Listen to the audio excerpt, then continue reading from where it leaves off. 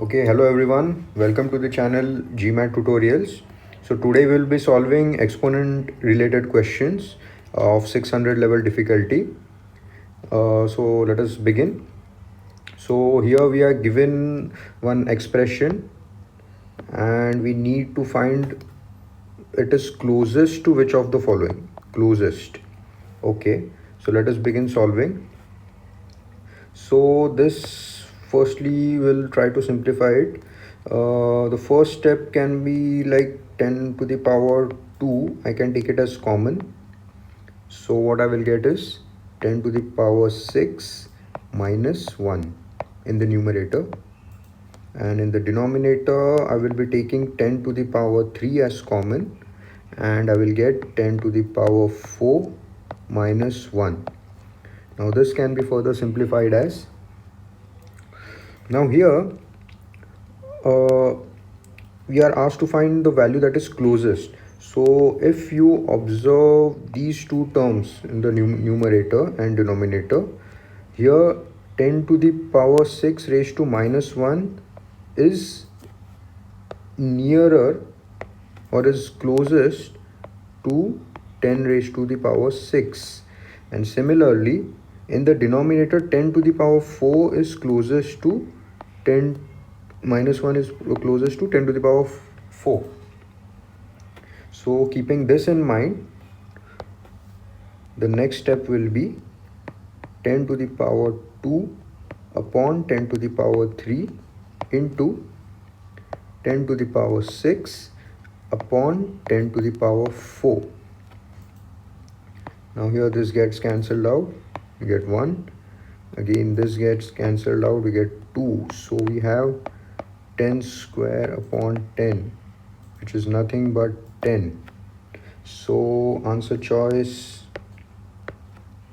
B.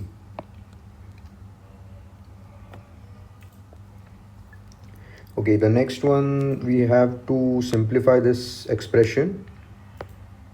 So here the property that is being tested is 1 upon x raised to n is equal to x raised to minus n. So this is the property that is tested over here. So keeping this in mind, let us solve this expression. So the first step will be 2 raised to minus 10 plus 2 raised to minus 11 plus 2 raised to minus 12 plus 2 raised to minus 12. Okay, now here we can take 2 raised to minus 12 as common factor in the further simplification. So I will write 2 raised to minus 12 as common. Then 2 raised to 2. Minus 12 plus 2 gives me minus 10. Okay, the next step will be 2 raised to 1. Minus 12 plus 1 gives me minus 11. Plus 1 plus 1. Okay. So further simplification gives 2 square is 4 plus 2 plus 2. So we get 2 raised to minus 12 into 8, which is nothing but 2 raised to minus 12 into 2 cube. Now here the bases are similar, so we can write it as 2 raised to minus 12 plus 3, which gives me minus 9, and 2 raised to minus 9 can be written as 1 divided by 2 raised to 9. So answer choice C.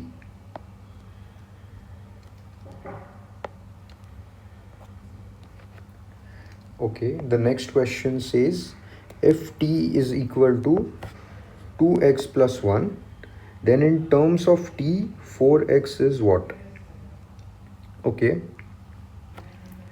now here firstly we'll let me write the expression first.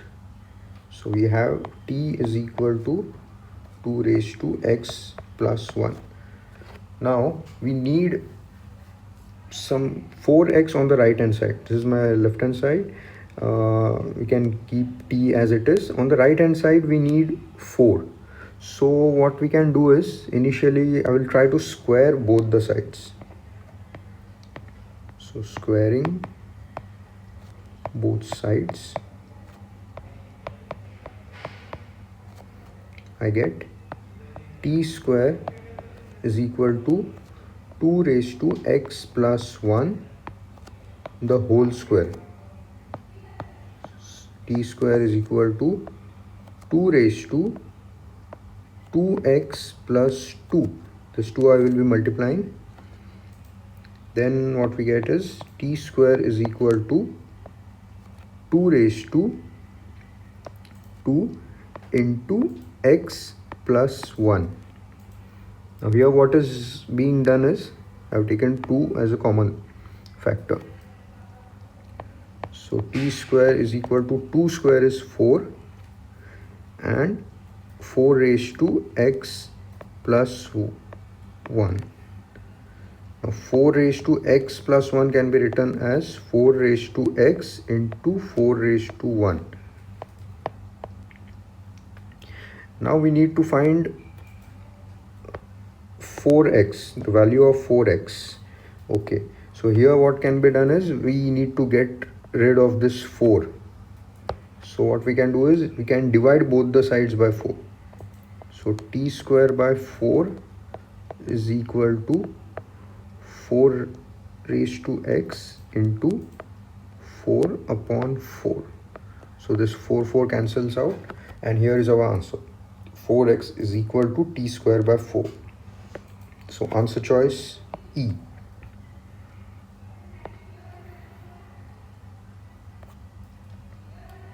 Okay, the next question says, if p is the product of integers from 1 to 30 inclusive, what is the greatest integer k for which 3k is a factor of p? Now what is being said is, p is the product of integers from 1 to 30. So 1 into 2 into 3 into 4 and so on till 30. So basically p is nothing but 30 factorial. So this we need to keep in mind. Okay, so the question further says, what is the greatest integer k for which 3k is a factor of p?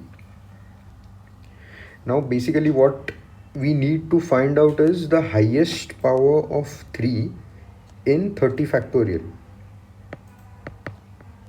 So what we need to find is the highest power of 3 in 30 factorial. So to find this, we have a formula which says 30 upon 3 plus 30 upon 3 square plus 30 upon 3 cube and so on, until and unless the quotient is 0 or it cannot be divided further. So firstly, this is nothing but 3 tens are 30, so I will write 10. 3 square is 9, 9 threes are is 27. Remember, this is a non-zero quotient, so we'll be writing as long as we are getting a non-zero quotient.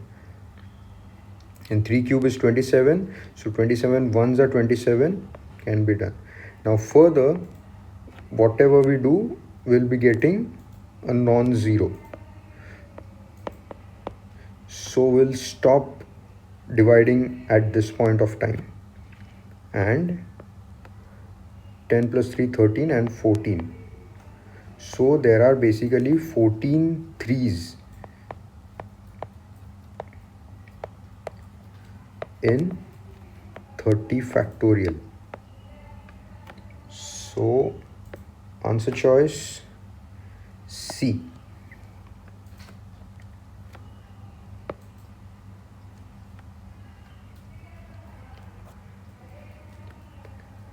Okay, the last question says, what is the largest value of non-negative integer n for which 10 raised to n is a factor of 50 factorial? Okay, so here what it is said is, we have a number 50 factorial, and we need to find the number of tens in it. The number of tens present in 50 factorial. Okay, so firstly what we can do is we can factorize this 10 to the prime factors. So we have 2 into 5. Now basically if we need to find the number of tens, then we need to find the pairs of 5 into 2. We need to find out how many 2 into 5 pairs are present in 50 factorial. So if this is 50 factorial, we can say here that the number of 2's here in 50 factorial, if I keep on writing this, it will be more 2's than the number of 5's. So the 5's will be less as compared to 2. So let me write it here. 50 factorial will have more 2's than 5's. That is why the number of tens will be equal to the number of 5's. So if I take this pair, this is the first pair, second pair, third pair. So here, since 5 is present 3 times,